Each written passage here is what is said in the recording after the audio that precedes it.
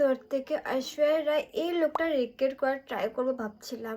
তো আজকে ভাবছি যে আমি এই লুকটা রিক্রিয়েট করব। আর আমি জানি না আমি কতটুকু কি করতে পারবো, because Aishwarya Rai is so beautiful. চোখের নিচে ডার্ক সার্কেল সরানোর জন্য অল্প অল্প করে কনসিলার।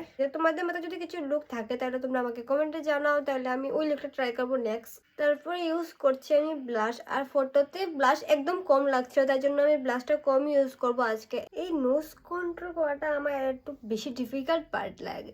আমি এখানে আর এখানে জাস্ট অল্প অল্প করে কন্ট্রোল করেছি, because Aishwarya Rai jawline খুব সুন্দর।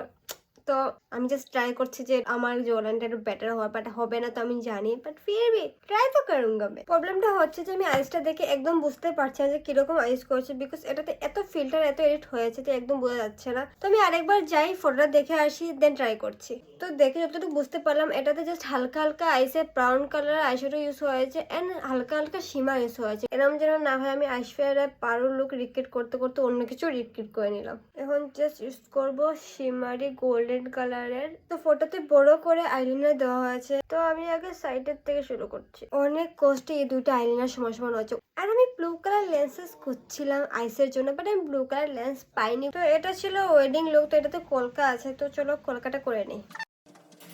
তো লিপস্টিকের মধ্যে আমি অনেক লেয়ার দেবো। ফার্স্টে এই কালারটা, এই হালকা হালকা পিঙ্কটা ইউজ করবে এর মধ্যে। নাইস।